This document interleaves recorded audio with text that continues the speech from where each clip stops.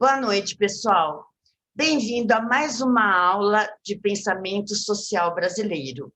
Hoje vou tratar da Guerra de Canudos e a obra Os Sertões de Euclides da Cunha. Porém, dividi em 5 eixos: o cenário do país no período da Guerra de Canudos, quem foi Antônio Conselheiro, como surgiu a cidade de Canudos, quais foram os motivos da Guerra de Canudos e, por fim, Euclides da Cunha e a obra Os Sertões.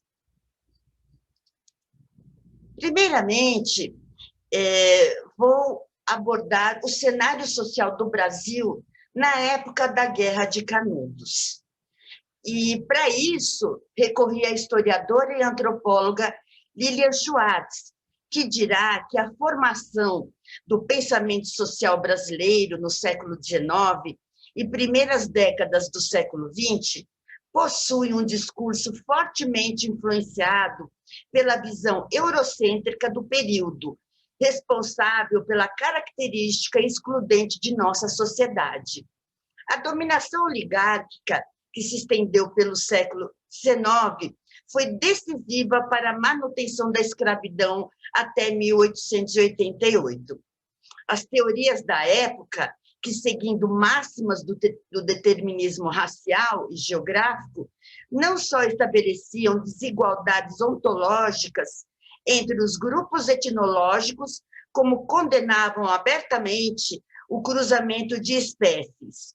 Teóricos europeus concebeu suas teorias raciais quando veio ao Brasil. Estes teóricos, conhecidos como darwinistas sociais, procuravam traçar paralelos com a teoria de Darwin no que se refere às sociedades. Para eles, o que valia para a natureza valia para os homens, e que desigualdades sociais e políticas não passavam de diferenças biológicas e naturais. Em outros termos, tratava-se sempre de uma questão de adaptação ao meio. A superioridade da raça branca estaria comprovada por sua supremacia política, mas referida à sua evidente capacidade física e moral. No entanto, se para esses teóricos das raças puras sabia-se o que esperar, já que o suposto era que a humanidade dividia-se entre superiores e inferiores, mais difícil era lidar com a mestiçagem, considerada sempre como um fator de desequilíbrio e de degeneração. O que se dizia é que entre o mestiço e o branco haveria nessa perspectiva a mesma distância que separava o asno do cavalo, já que esses elementos cruzados corporificariam o resultado da união entre espécies por demais distintas entre si. O Brasil era para esses teóricos como um laboratório racial, e os intelectuais brasileiros se viram seduzidos pela naturalidade desse tipo de teoria e por sua suposta objetividade. Euclides da Cunha, em Os Sertões, uma obra de 1902, além de incorporar as teorias deterministas climáticas e raciais na própria divisão de seu livro, A Terra, o Homem, a Luta, concluía que a mistura de grupos muito distintos gera sempre um produto desequilibrado, dividido entre as conclusões da ciência de sua época e a realidade do combate de Canudos, que teimava em negá-la. Euclides da Cunha escreveu o documento mais atormentado de sua geração, sobretudo na terceira parte da sua obra, chamada A Luta. O sertanejo de fraco vira forte, uma rocha viva, na mesma proporção em que Euclides não pôde entender a vitória parcial de seus degenerados, objeto de estudo. Mas Euclides da Cunha não representava uma voz isolada. Silvio Romero, por exemplo, o grande mestre da Escola de Direito do Recife, além de afirmar que somos mestiços, se não no sangue, ao menos na alma. corrigia seus colegas. É preciso não ter preconceito, reconheçamos as diferenças. Fica claro, dessa maneira, como preconceito nesse momento era advogar a igualdade da humanidade, numa clara demonstração de quão relativos e contextuais são os conceitos. Na verdade, seria fácil multiplicar os exemplos de teóricos brasileiros e estrangeiros que entendiam o mundo tal qual uma pirâmide evolutiva e dividiram a humanidade colocando acima um modelo europeu reconhecido como civilizado e progredido. É também imediata a constatação de que os homens transformavam desigualdades culturais e políticas em ditames da natureza, nesse sentido, irrevogáveis. Nesse slide a seguir, abordo um pouco quem foi o personagem da nossa aula, que é Antônio Conselheiro, né? Antônio Conselheiro nasceu como Antônio Vicente Mendes Maciel, em 1930, e ele foi um líder religioso e fundador da cidade de Canudos.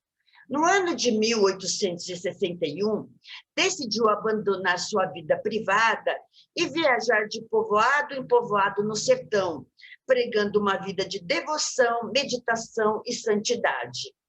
O escritor Mário Vargas Llosa, em seu livro A Guerra do Fim do Mundo, diz que Antônio Conselheiro surpreendia as pessoas nos povoados em que passava com seus hábitos diferentes. Não comia e nem bebia até chegar na igreja local e rezar. Dormia no chão e, nos dias seguintes à sua chegada, dedicava-se a reformar as igrejas que estavam em ruínas e aconselhar aqueles que o seguiam. Antônio Conselheiro pregava na rua sobre o juízo final e a importância de ter uma vida santa associada aos problemas da vida no sertão e a chegada do anticristo. Para ele, somente uma vida de santidade e devoção tiraria as pessoas da miséria vivida no sertão e os levaria ao céu depois do Apocalipse. Os sertanejos o escutavam e iam pouco a pouco abandonando suas vidas para segui-lo em suas peregrinações. Antônio Conselheiro, o homem que dava conselhos, se tornou, então, um grande líder e popular em todo o sertão nordestino. Em 1877, houve uma das maiores secas da história do Nordeste, que somente no Ceará deixou mais de 100 mil pessoas mortas, vítimas da fome e da sede. Nessa época, enquanto a maioria das pessoas tentava se mudar para o litoral do Nordeste, Conselheiro e seus seguidores continuavam viajando de vila em vila, enterrando os mortos que encontravam e rezando a Deus em cada igreja que passavam. No ano da proclamação da República, em 1889, Antônio Conselheiro contestou essa nova forma de governo, pois acreditava na união entre a Igreja e o Estado. Além disso, era contra a arrecadação de impostos, que foi colocada em prática a partir da República, pois Antônio Conselheiro acreditava que o dízimo era a forma correta de contribuição. A cidade de Canudos foi fundada em 1893 por Antônio Conselheiro, junto com seus seguidores, em um local que era uma fazenda abandonada, que pertencia ao Barão de Canabrava. Nesse ano, havia mais de 10 mil seguidores que se instalaram com Antônio Conselheiro de vez nesse local. A cidade de Canudos era, como o historiador e escritor Eduardo Bueno diz, uma utopia evangélica, sendo uma cidade autossustentável, com roças e rebanhos coletivos, das plantações e dos rebanhos de cabra, Canudos sobrevivia de forma independente, porém, após sua fundação, começaram a surgir as tensões. O barão de Canabrava reivindica a propriedade para Antônio Conselheiro e esse se nega a devolver e não faz nenhum acordo também. O líder religioso também se recusa a pagar os impostos cobrados pelo município, pois não concordava com essa prática. Essas questões acabam alimentando a opinião pública, dizendo que Conselheiro e seus fiéis eram fanáticos. E com as tensões aumentando com o surgimento da cidade de Canudos e a prática de Antônio Conselheiro, se dá início à guerra, no sentido de o início de tensões para desembocar na Guerra de Canudos. A Guerra de Canudos começou efetivamente após Antônio Conselheiro encomendar um carregamento de madeira de Juazeiro. O vendedor da madeira acabou não entregando e essa madeira já havia sido pago pelo Antônio Conselheiro e seus fiéis. Todos revoltados, surge o boato em que os moradores de Canudos iriam invadir à força a cidade de Juazeiro e buscar a madeira. A partir desse boato, o prefeito da cidade solicita ao governo central para combater os fanáticos. Assim, o governo envia 150 homens, comandado pelo tenente Pires Ferreira, para ajudar nesse possível ataque. O tenente e os soldados ficaram vários dias na cidade, e Conselheiro e os moradores de Canudos não apareceram. Assim, o tenente decidiu ir até a cidade com seus soldados para atacá-los, mas no caminho foram surpreendidos e atacados pelos conselheiristas, que mataram 10 soldados e deixaram outros 16 feridos. Diz o autor Mário Vargas Llosa que os soldados diziam que os conselheiristas vieram como que em uma procissão, cantando canções evangélicas e rezando, e subitamente atacaram no meio da madrugada. Quando o boato desse ataque chegou no Rio de Janeiro, capital da República, foi entendido como uma verdadeira afronta e que Conselheiro e seus seguidores eram assumidamente contra a República. Com essa informação falsa, uma expedição foi comandada novamente a Canudos.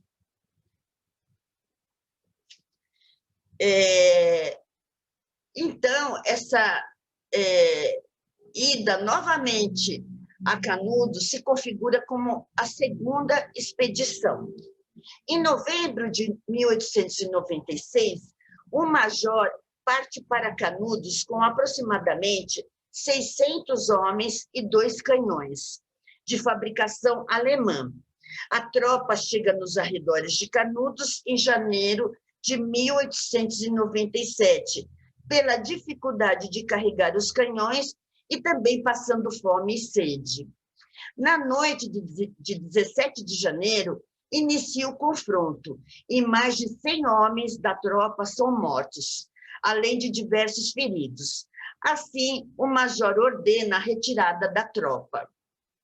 Essa notícia também acaba chegando ao governo republicano e com isso acaba aumentando as tensões e a imprensa acusa erroneamente Antônio Conselheiro de querer reviver a monarquia no Brasil, e Canudos passa cada vez mais a ser uma ameaça para a República recém-proclamada. Esse boato configura, como dizemos hoje, em fake news. Então, foi publicado no jornal uma fake news de que Antônio Conselheiro queria reviver a monarquia e era contra a República. Com essa pressão, o coronel Moreira César foi convocado para comandar uma terceira expedição para Canudos. E, em fevereiro de 1897, partiu com 1.200 homens e 6 canhões, chegando em meados de março. Assim que as tropas se aproximam de Canudos, o primeiro ataque foi ordenado e algumas dezenas de homens são mortos. Diante disso, o coronel ordena invasão completa dentro da cidade. Porém, os moradores de Canudos emboscaram as tropas, matando centenas de homens, incluindo o próprio coronel.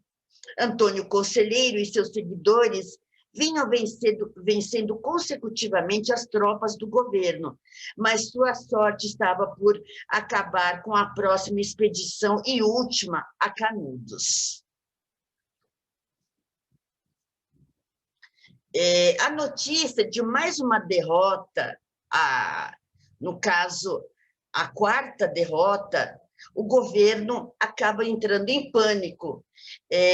Inclusive, leva à morte de 2 editores de jornais no Rio de Janeiro, na tentativa de impedir a propagação das notícias sobre Canudos. Então, o governo acaba proibindo a divulgação em jornais sobre esses ataques e derrotas do governo em relação a Canudos por Antônio Conselheiro e seus seguidores.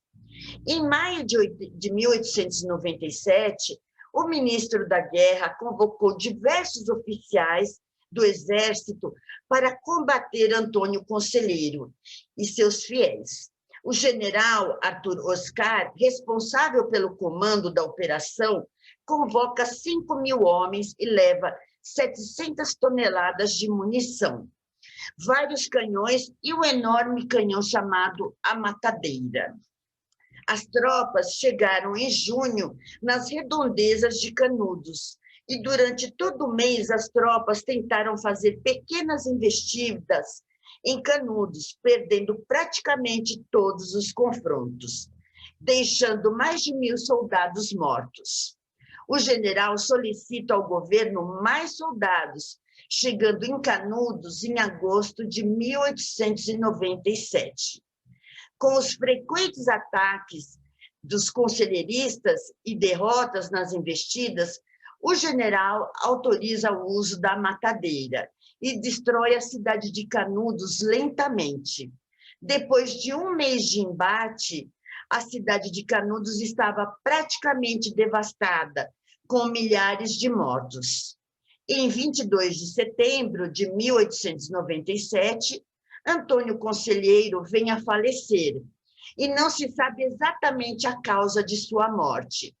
Após 15 dias de sua morte, os fiéis abatidos e atacados pelo canhão e investidas em massa pelas tropas do governo, os fiéis decidem negociar a rendição de 200 pessoas.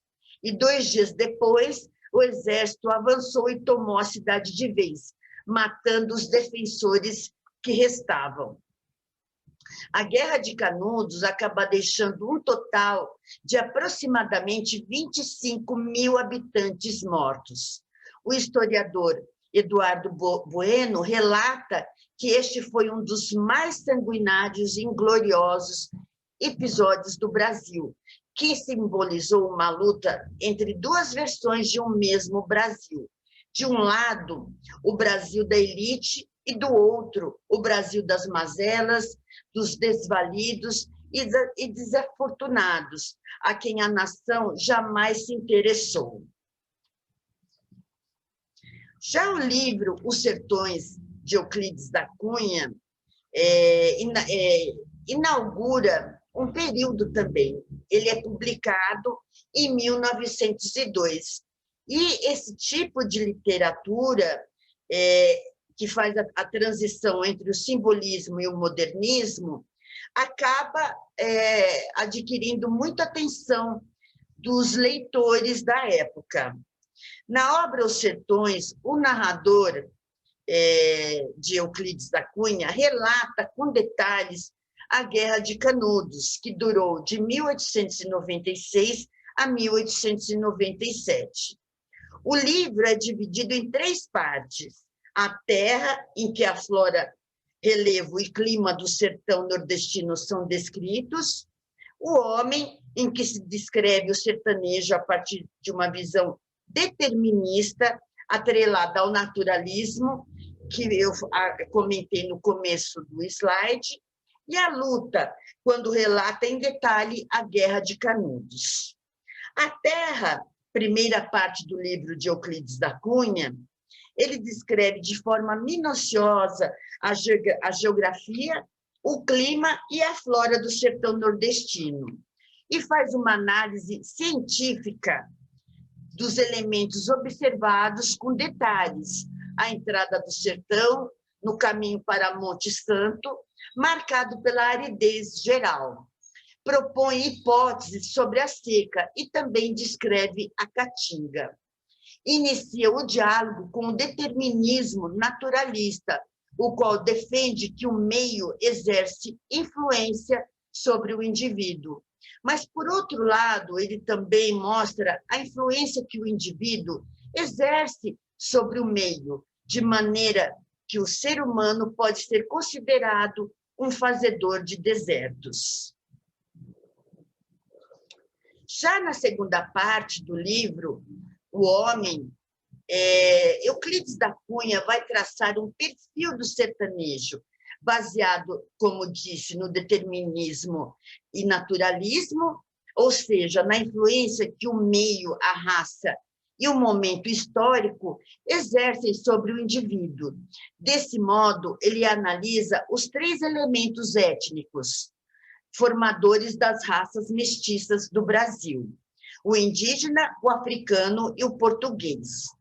Depois, o meio físico, em que essas raças mestiças se formam, e a ação desse meio na formação das raças. Então, se concentra na formação brasileira no norte e na figura do mulato. Recorre à história do país para entender como o sertanejo ele usa as teorias cientificistas equivocadas da época para entender tal formação étnica e ressalta que a mistura de raças muito diversas é, na maioria dos casos, prejudicial e que a mestiçagem extremada é um retrocesso. Para ele, o mestiço, o mulato, mameluco ou cafuso, menos que o intermediário, é um decaído sem a energia física dos antecedentes selvagens, sem a altitude intelectual dos ancestrais superiores. E, por fim, conclui de maneira racista que o sertanejo do norte é uma raça inferior. Declara também que o sertanejo é, antes de tudo, um forte, eis a contradição do pensamento de Euclides da Cunha. Ele diz que não tem o raquitismo exaustivo dos mestiços neurastênicos do litoral. No entanto, afirma que sua aparência diz o contrário. Também fala das tradições do sertanejo, como as danças, os desafios e a religiosidade. Traça um perfil do líder da Revolta de Canudos, Antônio Conselheiro, feita segundo as teorias naturalistas. E, por fim, conta a história de Canudos, o local em 1876, de acordo com o testemunho de um sacerdote que contava com muitas pessoas agregadas à fazenda, uma população suspeita e ociosa, e armada até os dentes. Porém, em 1890, era um lugar já em ruínas, com umas 50 capoabas de pau a pique. Portanto, Conselheiro encontrou o lugar em decadência quando ali chegou em 1893. A luta, última parte do livro Os Sertões, Euclides narra a Guerra de Canudos em detalhes, das 4 expedições, com uma visão mais parcial e humana do conflito, apontando a fome, a miséria dos revoltosos. Descreve o conflito que surge em 1896, sobre os boatos da compra da madeira de Juazeiro para trazer até a igreja. E como não foi entregue, como eu disse antes, o beato teria ameaçado invadir o povoado, que também não passou de um boato, para tirar a madeira do local. Os boatos sobre a invasão faz com que a justiça do local peça ajuda governamental, como eu disse anteriormente, que foi a pedido do prefeito de Juazeiro ao governo central. Em 4 de novembro de 1896, uma tropa é enviada para combater os fanáticos. E descreve Euclides que os seguidores de Antônio Conselheiro trazem uma bandeira do divino e uma grande cruz de madeira. Esses combatentes levam velhas espingardas, foices e varapaus para lutar contra os soldados do governo. No entanto, outros fiéis mostram imagens de santos, rezam e desafiam as tropas e vai rezando seus rosários, que eram feitos de coco. Os expedicionários não saem vitoriosos e o conflito se estende. A partir daí, dá detalhes da guerra, fazendo análises das táticas das forças do governo e da resistência dos fiéis por meses. Por fim, descreve, antes do fim do conflito, a morte de Conselheiro, sem conhecimento das forças governamentais. E a guerra se estende até 5 de outubro de 1897, com a aniquilação da população de Canudos. Bom, eu encerro, então, por aqui essa aula e espero que vocês tenham gostado. E vou deixar também o link dessa aula na plataforma da disciplina, ok? Uma boa noite para todos vocês e até a próxima aula. Tchau!